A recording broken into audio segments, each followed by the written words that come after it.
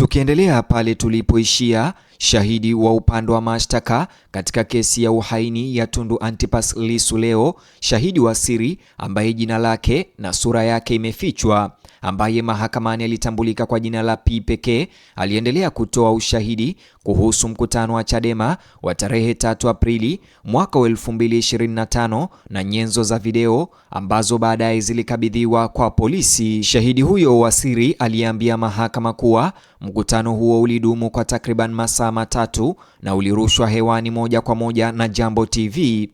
Alisema tukio hilo liliwakutanisha wanachama wa Chadema na wagombea watarajiwa ili kujadili uchaguzi mkuu ujao na msimamo wa chama hicho wa no reform no election.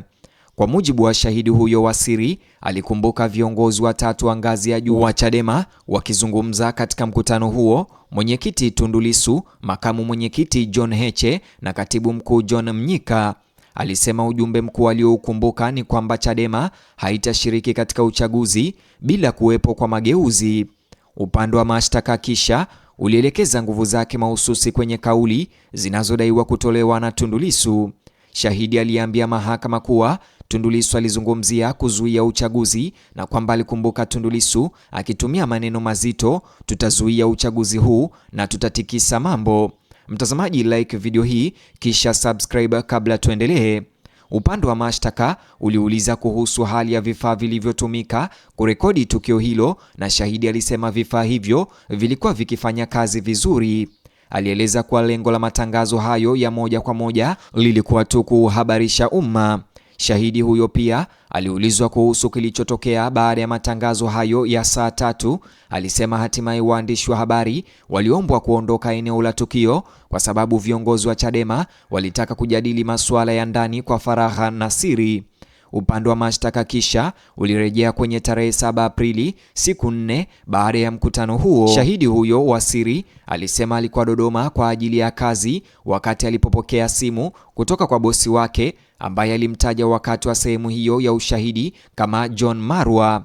Hata hivyo, alisema aliagizwa kuripoti kituo cha polisi na kukabidhi kadi ya kumbukumbu ama memory card iliyokuwa na picha za mkutano wa tarehe 3 Aprili. Tundu Lissu aliingilia kati muda huu kwa ufupi wakati wa mazungumzo hayo, akisema anaamini upande wa mashtaka ulikuwa ukimwekea shahidi maneno mdomoni. Jaji Dastani Ndunguru alibainisha kuwa shahidi alikuwa amemtaja bosi wake kama John Marwa na uulizaji maswali ukaendelea.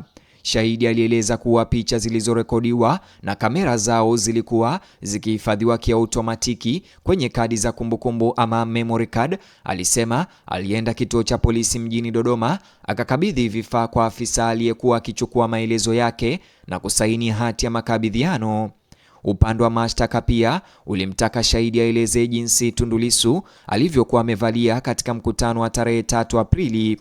Baada ya jaji kumwelekeza mwendesha mashtaka kubadilisha namna ya kuuliza swali hilo, shahidi alisema hakukumbuka rangi ya nguo hizo, lakini alikumbuka kuwa Lissu alikuwa amevaa mavazi ya mtindo wa kijeshi. Kisha upande wa mashtaka uliuliza ni uchaguzi upi uliokuwa ukijadiliwa katika mkutano huo, na shahidi akajibu kuwa majadiliano hayo yalihusu uchaguzi mkuu uliokuwa ukija.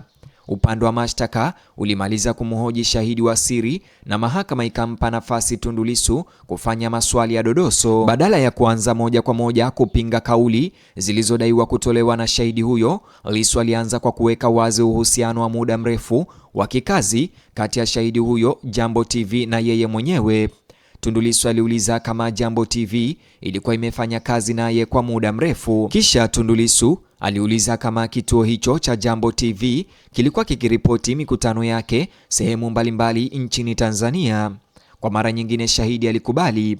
Pia alithibitisha kuwa Jambo TV ilikuwa ikiripoti shughuli za Tundu Lissu nchi nzima na kwamba waandishi wake walikuwa wakifuatana naye katika majukumu mbalimbali. Tundu Lissu aliendelea zaidi akiuliza kuhusu matukio ambapo waandishi wa Jambo TV walisafiri naye baada ya kurejea kwake kutoka Ubelgiji. Awali shahidi alisema hakukumbuka tukio mahususi, lakini Tundu Lissu aliwataja waandishi wa habari Oscar na Shadrack Simba, na shahidi alithibitisha kuwa walikuwa wamefuatana naye. Pia alithibitisha kuwa waandishi hao walikuwa na Tundu Lissu siku aliyokamatwa. Kisha Tundu Lissu aliuliza kama yeye na waandishi wa Jambo TV walisafiri pamoja, walifikia katika hoteli moja na kula pamoja wakati wa baadhi ya majukumu hayo. Shahidi alikubali. Kisha Tundu Lissu alimweleza waziwazi kuwa alikuwa akifanya kazi kwa karibu sana naye pamoja na uongozi wa Jambo TV. Shahidi alikubali. Pia alikubaliana na hoja ya Tundu Lissu kwamba waandishi hao walikuwa wamekuwa marafiki zake. Na alipoulizwa na Tundu Lissu kama Jambo TV iliendelea kuripoti shughuli zake hata wakati vyombo vingine vya habari vilisita kufanya hivyo, Shahidi alikubali tena. Mtindo huu wa maswali ulionekana kulenga kubainisha aina ya uhusiano kati ya Tundu Lissu na shahidi huyo pamoja na utaratibu wa muda mrefu wa Jambo TV wa kuripoti shughuli za kisiasa za Lissu. Kisha Tundu Lissu alihamia kwenye moja ya masuala nyeti zaidi yanayohusu hadhi ya shahidi huyo ya kulindwa. Aliuliza kama kuna mwanachama yoyote wa Chadema aliyewahi kumtishia au kumdhuru shahidi huyo. Jibu lilikuwa hapana.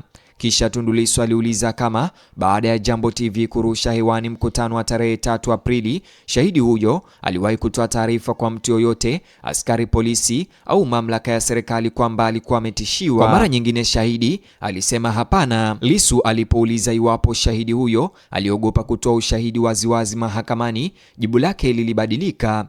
Shahidi huyo alisema ana hofu sana. Tundu Lissu aliuliza kwa nini.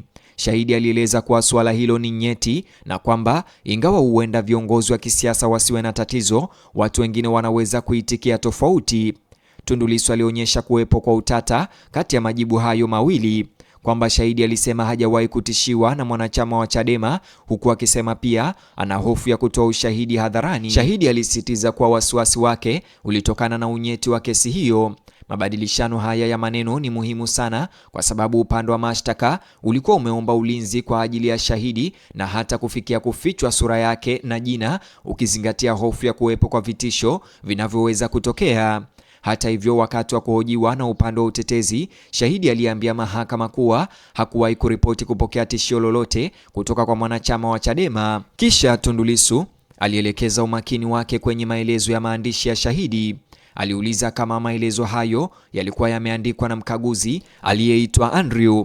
Shahidi alithibitisha kuwa ndivyo ilivyokuwa. Lissu aliwaambia majaji kuwa alikusudia kuhoji uhalali na uaminifu wa ushahidi wa shahidi huyo kwa kuonyesha kutofautiana kwa taarifa zilizomo kwenye maelezo hayo. Aliomba mahakama imruhusu kupata hati hiyo husika na kusema alitaka kuitumia kuonyesha kile alichokiita ni migongano katika maelezo ya shahidi. Kulikuwa na muda mrefu wa kusubiri wakati wa mawakili wa upande wa mashtaka wakishughulikia hati hizo. Lissu aliwaambia majaji kuwa alitaka kuhoji uhalali wa ushahidi wa shahidi huyo kwa kutumia maelezo yake ya awali. Aliomba hati hiyo itolewe ili aweze kumuuliza shahidi kuhusu yaliyomo ndani yake. Baada ya hati hiyo kukabidhiwa, Lissu alianza kumuuliza shahidi kama kwa hakika hayo yalikuwa maelezo yake. Shahidi alithibitisha kuwa ndivyo ilivyokuwa. Kisha Tundu Lissu alielekeza umakini wake kwenye sehemu za maelezo hayo ambapo taarifa binafsi zilikuwa zimefichwa. Aliuliza kama maelezo kuhusu makazi ya shahidi ikiwemo eneo, mtaa na namba ya simu yalikuwa yamefichwa. Shahidi alithibitisha kuwa yalikuwa yamefichwa. Lissu kisha aliuliza kama mwaka wa kuzaliwa wa shahidi na jina la baba yake pia vilikuwa vimefichwa. Kwa mara nyingine shahidi alithibitisha kuwa taarifa hizo zilikuwa zimefichwa. Tundu Lissu aliendelea kwa kuuliza kama majina ya shule za msingi na sekondari alizosoma shahidi pia yalikuwa yameondolewa kwenye hati hiyo. Shahidi alithibitisha kuwa maelezo hayo pia yalikuwa yamefichwa.